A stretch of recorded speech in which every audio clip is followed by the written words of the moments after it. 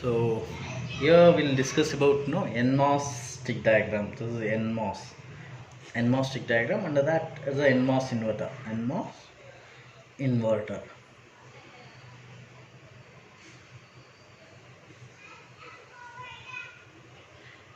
NMOS inverter. So in case of NMOS inverter, what we'll do is we'll have two transistors. So this is the load. Load is depletion mode transistor you need to use. So here will be representing your depletion mode transistor. So where channel is already created. So always transistor is on. The gate of this transistor is connected to source. So since it is NMOS, this is connected. This we can take it as a drain, and this is a diode position, and this is source. So gate is connected to source. You can see this. I have extended my gate and connected to this, and this is one more transistor. It's called driver transistor. So this is also NMOS. So you can see this from the junction. I can take Y. So this is VN. Right. This is NMOS inverter. So here W by L ratio, sorry, L by W ratio will be 4:1, and this is 1:1. And this I can take it as load or active load transistor. This is depletion mode transistor.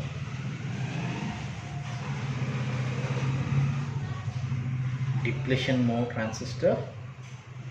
So this transistor is always on condition. Always it will be in on condition. It will be operating in linear region. If you take VDD, VDS, so VGS minus VT. If you apply some equation, linear region equation, the current equation, if you see, always this transistor will be operating in linear region. And this is VN. This is called driver transistor. This is driver transistor, and this is enhancement mode transistor.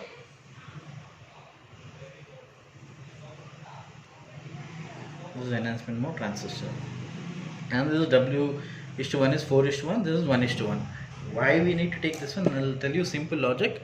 So when Vin is 0, what will happen? This transistor is off, correct?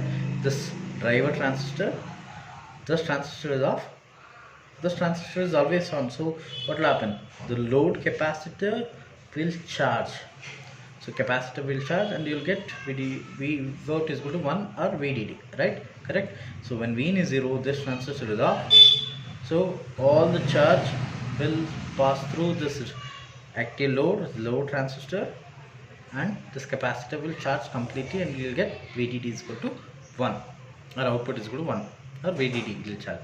When Vin is 1, so what will happen? This transistor is on. This transistor is on. Again, you see, what? Since this transistor is on, this capacitor will try to discharge, right? Try to discharge, and I should get logic 0 at the output, correct? VDD. So it will discharge. Now, since this transistor is always on, there will be like some charge will be there. So I need to make this capacitor voltage equal to 0. For that, we'll need to take this as W by L ratio as 4:1, and this 1:1 ratio. So this is length and width. Now for simple analogy, what I'll do is, imagine there is a switch. Obviously transistor is switch, right? So there is a switch, and there is a tank. The tanker is there. So from PMOS switch, so water will come. And it will fill. And this NMOS switch, this is a NMOS switch. So this is a NMOS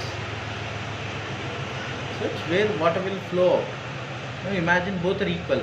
So here 10 liters of water is coming from here, and it is filling.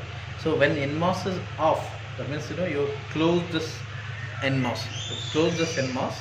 That means when Vin is 0, what will happen? PMOS is on. That means PMOS is on. All the water will flow here. It will charge your tank, and that's why you will get this tank is full. This is full. So if it is filled, I'll take this as logic 1, right? I'll take this as logic 1. Now imagine your NMOS is on. Here 10 liters of water is coming. Here NMOS is on. Imagine 10 liters of water is flowing out. So here also it's coming, here also it's coming. So how do you say no, it's empty or full? So you cannot predict. That's why what we'll do is we'll increase the length of the PMOS. We'll increase the length of the PMOS. So our length of PMOS means this water is coming from long distance. Water is coming. Either way you can take this one. The resistance of this depletion or the active load depletion mode transistor is very high. It's like, this is 4:1 means if you convert to lambda, it will be 8 lambda is to 2 lambda. 8 lambda is to 2 lambda, or it will offer 80k ohm of resistance. This is 80k kilo ohm of resistance will be there. This will be 10k ohm of resistance will be there. So it takes more time to charge your capacitor, but this NMOS will take less time to discharge. So if I make length of PMOS very high, what will happen? It is taking more time to fill this 10 liters of water. If I turn on this, so it takes only, imagine now, it takes 10 minutes to fill this tank. But this, if I turn on this NMOS, it just takes 1 minute to empty this. Even though this is filling the tank, since this discharging is very high, so this water will flow out very fast, and I can take this as empty. Empty means is a logic 0, right? This is a concept.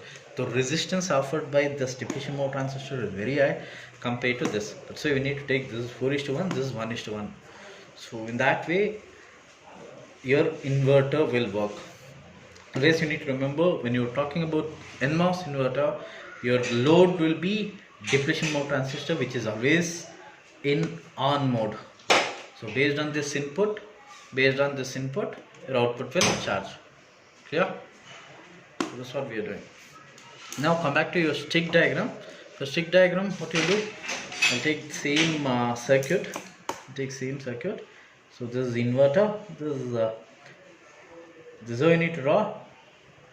So you need to show this as depletion mode transistor. Channel is already there. This is VDD and this is ground.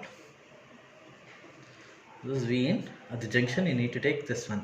The advantage of this is, when you talk about this NMOS inverter, so this, it's like this, one depletion mode transistor, and this N logic.